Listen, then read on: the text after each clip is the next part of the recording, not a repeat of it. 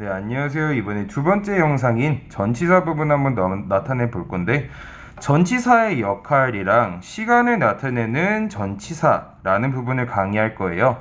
전치사라는 게 뭐냐? 우리 형식 문제 풀 때 배웠었는데, 예를 들어 I am in Korea 라고 하면 얘가 해석이 어떻게 됐죠? 나는 한국에 있다. 즉 여기가 위치를 나타내 주기도 하지만 얘가 주어 동사고 얘가 일형식이었던 걸 기억하시면은 전치사 플러스 명사는 뭔 걸 기억하면 된다? 전치사 플러스 명사는 부사다 라는 게 있었죠. 자, 그러면 또 하나를 여쭤볼게요. The cat on the desk is mine. 얘는 어떻게 해석될까요? The cat에서 끊고 on the desk 끊고 is mine 이라고 끊어본다면 그 고양이, 어디에 있는 고양이? 책상 위에 있는 고양이. 위에 있는이라 했죠. 책상 위에 있는. 니은 받침이 있으면 뭐다? 형용사다. 즉 해석을 했을 때 어디에 혹은 뭐뭐에서라고 해석이 된다면 부사일 가능성이 높고요. 뭐뭐에 있는, 뭐뭐한 이런 식으로 해석되면은 무조건 형용사다. 즉 전치사의 역할은 뭐냐? 형용사 부사로 들어가서 문장 전체나 혹은 명사를 풍부하게 해준다, 뜻을 풍부하게 해준다까지 이해하시면 됩니다. 그리고 시간에 나타내는 전치사 같은 경우는 뒤에서 다뤄보도록 하겠습니다. I go to school at 8 o'clock. 나는 학교에 간다, 즉 나는 등교한다 라는 표현이에요. 등교한다. 언제? 8시에. 제가 이거를 옛날에 강의를 한번 했었는데 시간, 즉 24시간 이내의 시간에서는 항상 at을 씁니다. 조금 이따 다뤄볼 거예요. 그래서 8 o'clock 했을 때 8시이기 때문에 at을 쓴 겁니다. 전치사. 자, I don't go to school 하면 난 등교하지 않는다, 학교에 가지 않는다. On Sunday, 일요일에. 즉 여기서 말하고 싶은 건 뭐냐? Sunday는 요일이죠. 요일 같은 경우, 특정한 날짜 같은 경우에는 on을 쓴다.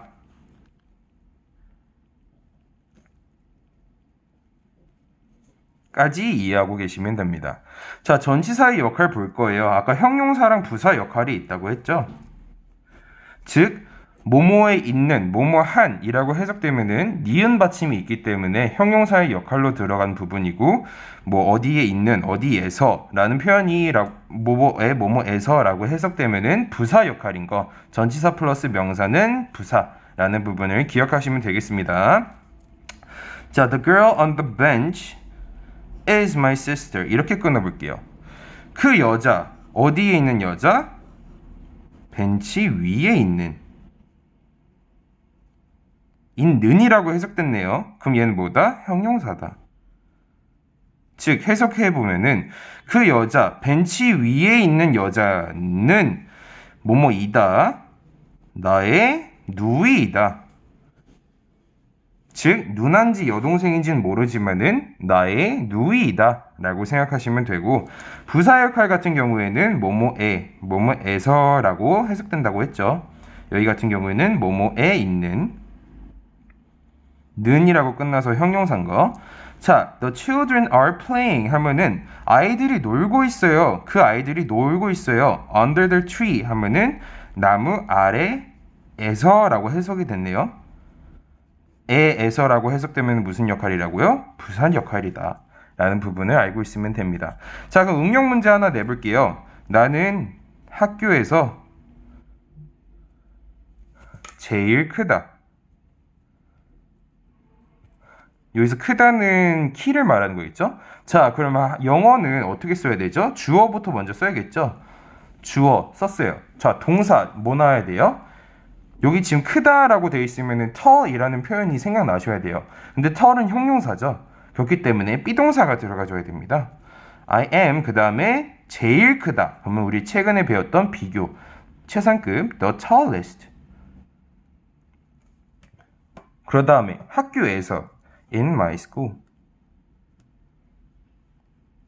그래서 이 부분 In my school, 학교에서라고 해석되면은 부사적인 역할인 거를 알고 계시면 되겠습니다. 자, 시간에 나타내는 전치사 한번 볼 거예요. 제가 한번 설명을 해드렸었는데 이 부분은 외워야 되는 부분. 자, 여기에 팁이 나와 있네요. at 플러스 시각. at 뒤에는 보통 시각을 쓰지만 at night처럼 정확하지 않는 시간에 나타내지 않는 말을 오는 경우도 있다. 즉, 정확하지 않은 뭐 오전 이런 거. 오전, 오후 언젠지 모르는 거예요. 둘 중에 이런 거나 아니면 뭐 7시, 9시, 뭐 11시 이런 숫자가 구체적으로 나오면은 시라고 해석되는 숫자가 구체적으로 나오면은 무조건 at을 쓴다. 자, 한번 볼게요. 시각을 나타낼 때 school begins, 학교는 시작한다 at 8:30 a.m. 하면은 8시 30분에 시작한다. 즉 24시간 이내의 시간이죠. 그래서 at을 썼다는 부분. 알겠죠? 다음, on, 특정한 날, 날짜, 요인, 즉 달력을 생각하시면 돼요. 자, 달력을 봤을 때 특정한 날이나 요일이 나오면 무조건 뭐다? on이다를 알고 있으면 되겠습니다. He gave me roses 하면은 그는 나에게 장미를 줬다. 그러면 여기서 사용식인 걸 알고 계셔야 돼요. 이 부분은 만약 모르신다면 추가 설명을 나중에 해드리겠습니다. 그는 나에게 장미들을 줬다. 언제? On Christmas. 크리스마스에. 즉, 크리스마스는 특정한 요일이에요? 아니에요? 특정한 요일입니다. 다음, in 같은 경우에는 더 크다고 생각하시면 돼요. 자, 그래서 월, 계절 등의 비교적 긴 시간에 나타낼 때 혹은 뭐뭐 후에라고 돼 있는데 여기 구체적으로 다시 말하면은 뭐뭐 안에서 라는 뜻으로 쓰일 때도 in을 쓴다 라는 게 포인트예요. 자, 그래서 she was born in 1997 하면은 연도가 나왔네요. 월보다 더 큰 개념이죠. 그럴 때 뭐를 쓴다? in을 쓴다. 오케이? 그래서 in winter 혹은 in December 이런 식으로 나타냈을 때도 in을 쓴다는 거. 월하고 계절. 계절, 월. 얘는 겨울이란 뜻. 얘는 12월이란 뜻. 다음, I'll visit him 하면 나는 그를 방문하실 것이다.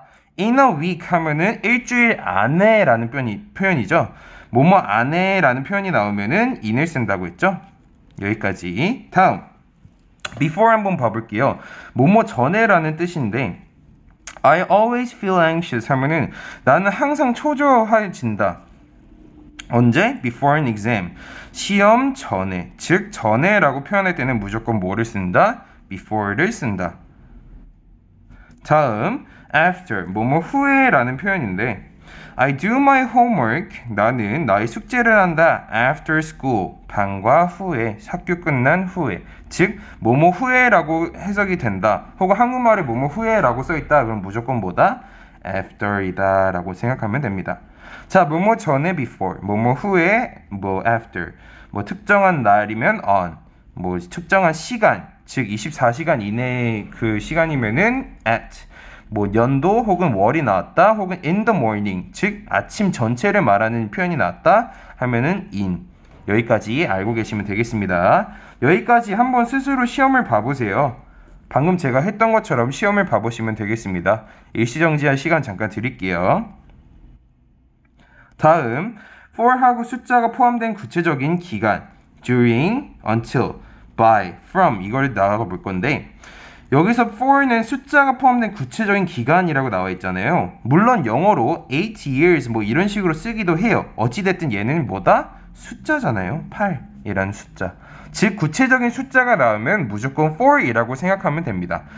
자, I lived here. 난 여기에 살았대요. for 3 years 하면은 3년 동안. 즉 구체적인 기간이 나왔어요? 안 나왔어요? 나왔죠? 이 부분을 알고 계시면 되겠습니다. 자, 다음 during 특정 기간에 나타내는 명사구 bear sleeps in the cave 하면은 곰은 겨울에 잔대요. during the cold winter 하면 무슨 뜻? 겨울 동안에 라는 표현. 즉 이거 뭐뭐 할 동안에 여기에 뭐뭐 할 동안 하면서 이때 동안 뭐 했는지가 나오는 게 during이에요. for 같은 경우는 단순히 숫자만 나와요. 근데 during은 이 기간이 주어지고 나서 이 기간 동안 구체적으로 뭘 한다가 나와요. 즉 여기서도 봐도 Bear sleeps in the cave라고 언제? During the cold winter. 이 겨울 동안에 대한 설명이 들어갔죠. 앞에 곰은 동굴 안에서 잔다라고. 즉 구체적인 기간 안에 뭘 했는지를 설명하는 거면 during이 나온다라고 생각하면 되겠습니다. until하고 till 얘네 두 개는 아예 똑같은 표현이에요. 그래서 문제 어떻게 나올 수 있냐? I slept till 7 이라는 표현이 나왔어요. 그럼 난 7시까지 잤다는 표현이에요. 참 얘를 바꿔보라 합니다. 그대로 똑같이 I slept 7이라고 나오고 그럼 뭘 쓰면 된다? until을 쓰면 된다 를 알고 계시면 돼요. 이게 그냥 포인트예요. 그래서 뭐뭐까지 라는 표현. How about staying here? 여기에 머무르는 건 어때? Until tomorrow. 내일까지 라고 해석된 부분. by 같은 경우 어떤 동작이나 상태가 완료되는 시점. 말이 어렵네요. 한번 볼게요. You should arrive here by tomorrow. 내일까지 여기 도착해야 한다. 얘도 뭐뭐까지라고 해석돼요. 자, 그렇다면 이 두 개의 차이점이 뭔지를 설명할 수 있어야겠죠? 둘 다 뭐뭐까지이기 때문에. 자, by 같은 경우에는 이 특정 기간 동안에 뭘 구체적으로 해야 돼요. 구체적으로 어떤 업무를 해야 합니다. 해야 한다는 거는 강압적이에요? 아니면은 자율적인 거예요? 강압적인 겁니다. 강압적인 느낌이 그래서 있어요. by를 볼 때는 by랑 until 구별할 때는 그렇게 생각하시면 돼요. until은 뭐 강압적인 느낌은 아니야. 그냥 뭐뭐까지 뭐 했다. 뭐뭐까지 할 것이다. 이런 느낌이라면 by는 약간 강압적인 느낌이 있어요. Do your homework. 너의 숙제를 해라. by tomorrow 하면 내일까지. 라고 약간 강한 느낌이 있습니다. 자, 다음 from 뭐뭐부터 라는 뜻인데 얘가 사실 제일 쉬워요. The shop was crowded 하면은 그 상점은 북적거렸대요. With customers 고객들로 북적거렸대요. From the morning 그러면 아침부터 즉 뭐뭐부터 시작점이 나오면은 무조건 from이라는 전치사를 쓴다 를 알고 계시면 되겠습니다. 자, 지금까지 전치사에 대해서 배워봤는데 노트 정리 한번 하시고 뒤에 문제들 풀어보시면 되겠습니다. 지금까지 영쌤이었습니다. 안녕.